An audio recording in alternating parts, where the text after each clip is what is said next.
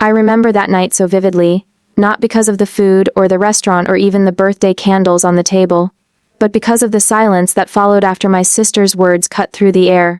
It was one of those moments that makes you forget to breathe, not because you can't, but because breathing feels like a privilege you haven't earned yet. It was supposed to be a family dinner.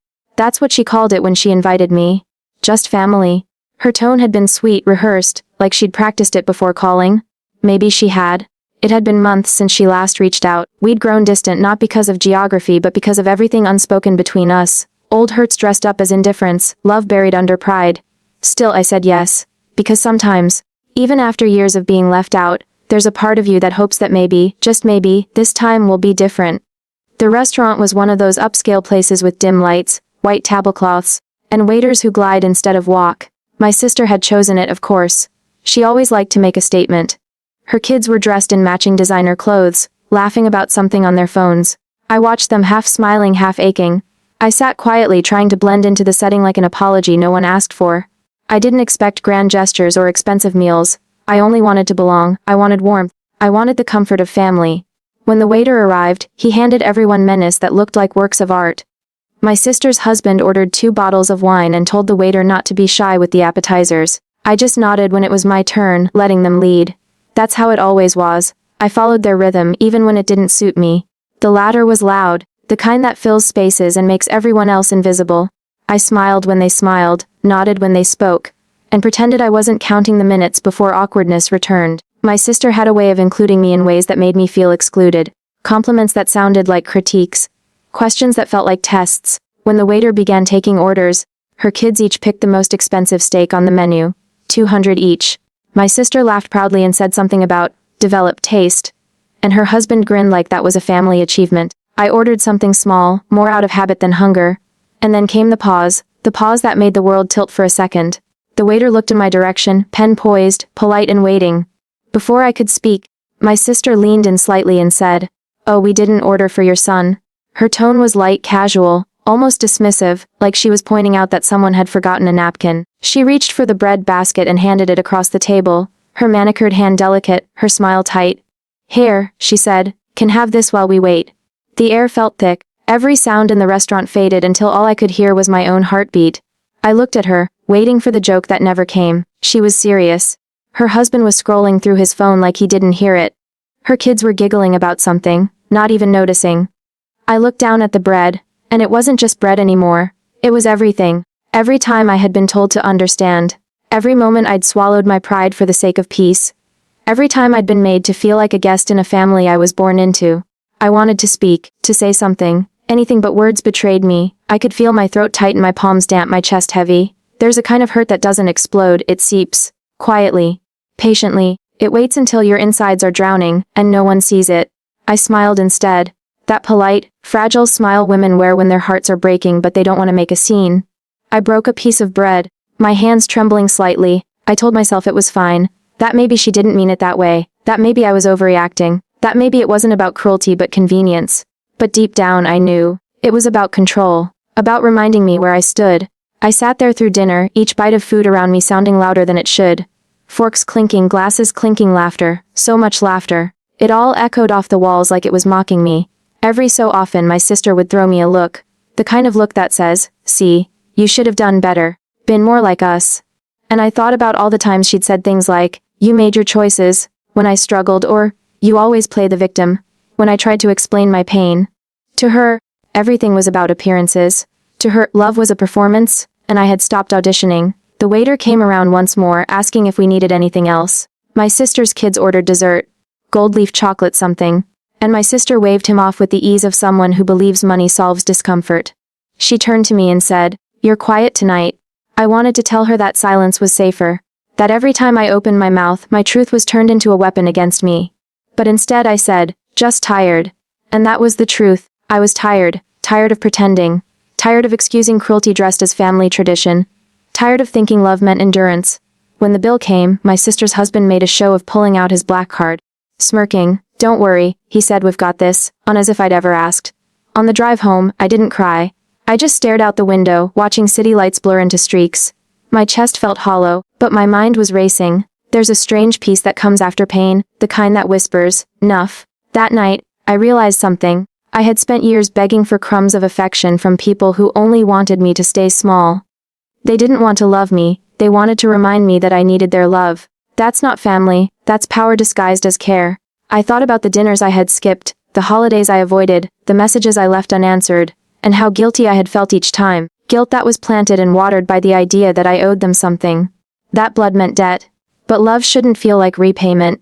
Days passed after that dinner, and I kept replaying that moment, the bread, the laughter, the quiet humiliation I didn't tell anyone. Some pains are too private to share, but pain when left unspoken turns into reflection. Reflection turns into clarity, and clarity, that's when change begins. I stopped answering her calls for a while. When she texted, I kept my responses short. She noticed, of course. "Don't be dramatic," she said once, as if what she did was a scene I was acting out. But I wasn't acting. I was awakening. I started to see how much I'd shaped my life around being accepted by people who only ever wanted to measure me. Every success was downplayed, every failure was amplified. And still, I kept trying to earn a love that was never unconditional. That dinner taught me that family doesn't always mean love. Sometimes, family means familiarity with your wounds. They know where to cut deepest because they help shape the scars. But that realization wasn't bitter. It was freeing, because once I stopped expecting empathy from people who refused to grow, I stopped hurting from their absence. I began rebuilding my peace quietly. I poured my energy into small things, reading, walking, working, learning to love my own company again. It's funny how the world opens up when you stop waiting for others to make space for you. There were nights when I'd think about that dinner and feel the ache again. But slowly, the H turned into understanding. Not forgiveness, not yet, but understanding. Understanding that some people will never see beyond their reflection, that some people mistake dominance for love, and that's their prison, not mine. Months later, my sister called again. She said she wanted to clear the air. She sounded nervous, like she was trying to walk on a floor she wasn't sure could hold her weight. I agreed to meet her, not because I expected closure, but because I wanted to prove to myself that I no longer needed it. We met at a cafe, nothing fancy this time. She looked polished, like always. Her voice was sweet, her words careful. She talked about work, her kids, her husband. She didn't bring up that night, I didn't either. Sometimes silence is the only closure you need. She asked if we could start fresh. I smiled. I didn't say yes. I didn't say no. I just said, "We'll see." Because forgiveness isn't an invitation back, it's a release. When I walked away that day, I felt lighter. I realized I didn't owe her confrontation or explanation. My peace didn't depend on her remorse. I think the hardest part about family wounds is learning that you can love someone deeply and still need to stay far away from them. There's a certain kind of grief in accepting that the people you thought would protect your heart were the ones who taught it to hide. But grief isn't the end. Sometimes it's the beginning of peace. I used to think love had to look like forgiveness, like open doors, like endless patience. But now I know love can look like boundaries, like distance, like silence. That night at the restaurant, I lost something, but I also gained something much more valuable. I gained clarity. I gained strength. I gained the courage to stop sitting at tables where my worth was up for discussion. The truth is, we spend so much of our lives waiting for the people who hurt us to fix what they broke. But healing isn't waiting, it's walking away. And walking away isn't bitterness. It's wisdom. I stopped trying to fit into the version of family my sister curated. Her world was built on appearances, mine was built on authenticity. They can't coexist. Now, when I think of that night, I don't see the bread or the table or the laughter that wasn't mine. I see the moment I woke up.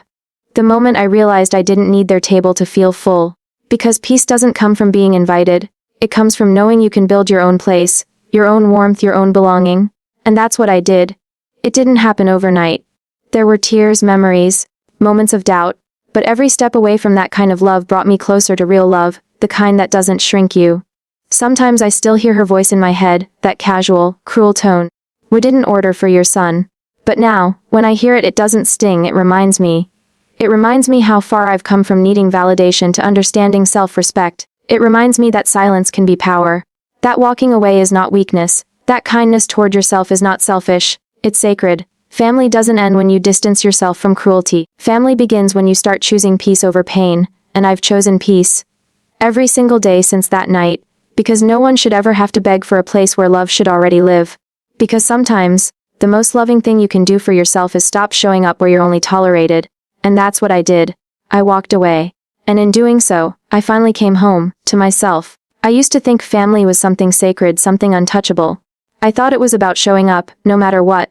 About swallowing words, forgiving too quickly, and pretending everything was fine because that's what good daughters Or, good sisters, do. I thought family dinners were supposed to bring warmth, laughter, a sense of belonging.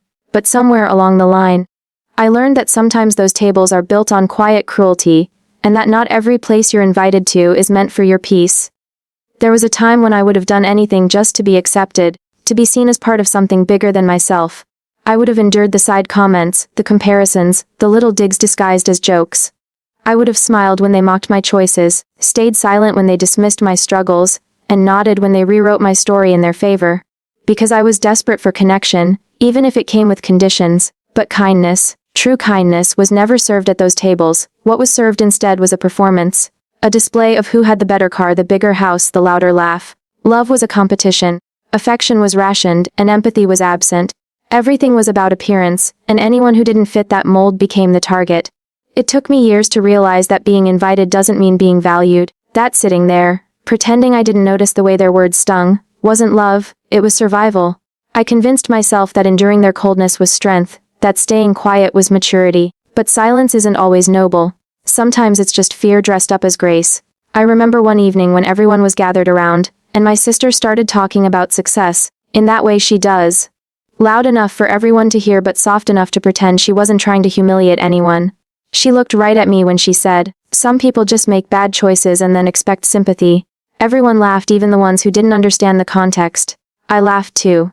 Not because it was funny, but because I didn't want to make it awkward. I thought blending in was safer than being honest. But later that night, when I was alone, I felt it. The hollow achy of pretending to be okay. The kind of ache that doesn't just live in your chest, but in your spirit. It was then I started questioning why I kept sitting at tables that made me feel smaller every time I left. Kindness isn't just about being polite. It's about making others feel safe in your presence. It's about listening without waiting to speak, about love that doesn't measure or compare. And once I understood that, I started to see the difference between comfort and kindness. Comfort can exist even in dysfunction. You get used to it. You get used to their tone, their looks, their absence of care. But kindness, that's different. Kindness heals, kindness nourishes, kindness allows you to exhale. When I stopped sitting at those tables, I felt the loneliness first. It wasn't easy walking away. You start questioning yourself, wondering if you're the problem, if maybe you're too sensitive, too unforgiving, too much. They'll tell you you're overreacting. That's just how family is. But cruelty doesn't become justified just because it's consistent. There were days I almost went back, not because I missed them, but because I missed belonging. There's something about silence after a lifetime of noise that feels unbearable at first. But I learned that peace can feel unfamiliar before it feels safe. I had to sit with it, let it reshape me. I started creating my own version of a table, not with expensive plates or forced smiles, but with people who saw me, really saw me. Friends who listened, who celebrated small victories, who didn't weaponize my past when I stumbled. People who offered compassion freely, not selectively. The first time I hosted something at my place, I felt nervous.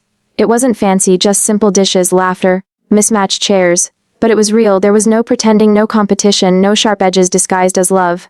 Just softness. I remember looking around and realizing that kindness had finally found a seat. It's strange how you start to crave what once felt unfamiliar. For years I mistook chaos for love, tension for connection. When you grow up in an environment where love is conditional, you start believing that you must earn it, that you must perform to keep it. But the truth is, love that must be earned isn't love. It's approval. And approval can vanish the second you stop pleasing people. I had spent so long trying to prove I was worthy of being at their table that I forgot I could build my own. I forgot that I could create a space where laughter didn't come at someone's expense, where stories weren't twisted to fit someone else's ego. I forgot that I could choose peace over proximity. People will call you ungrateful when you stop accepting their disrespect. They'll call you distant when you start protecting your peace. They'll say you've changed, as if growing is a crime. But you can't explain healing to those who benefit from your hurt. I stopped trying to make them understand. I stopped writing long messages trying to explain my boundaries. I stopped attending dinners where I had to shrink to be tolerated. The freedom that followed was quiet but profound. It wasn't dramatic, it was steady. Like finally being able to breathe without holding it halfway. There are still moments when I miss the idea of family. The version I dreamed of, not the one that existed. I think that's the hardest part, mourning people who are still alive, grieving love that was never real. But grief doesn't mean you were wrong to walk away. It means you finally told the truth to yourself. Healing doesn't always look like strength.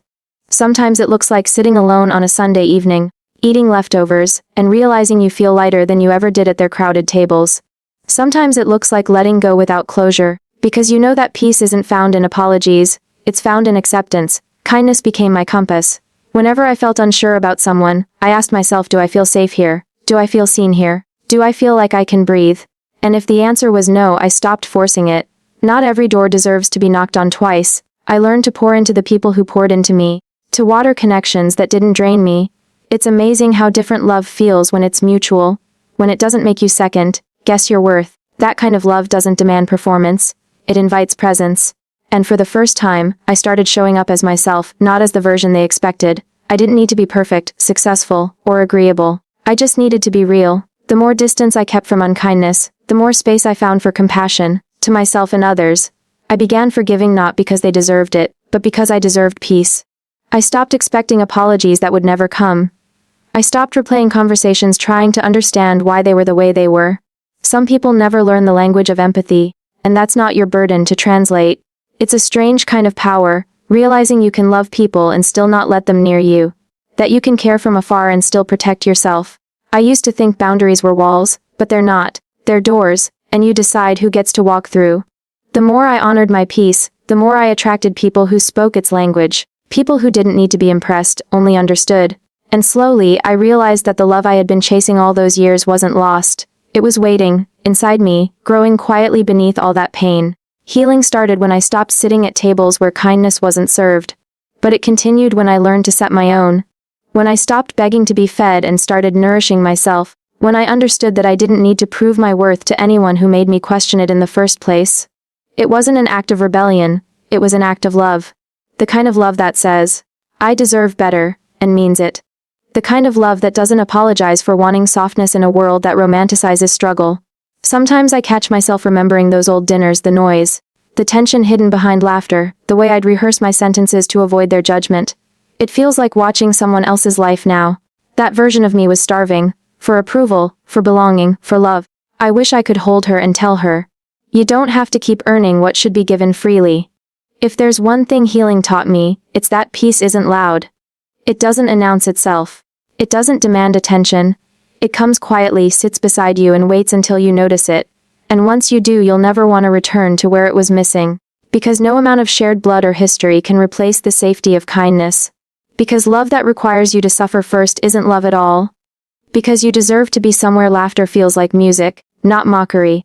And when you finally stop sitting at tables where kindness isn't served, you realize you never needed their seat to begin with. You were always meant to build your own.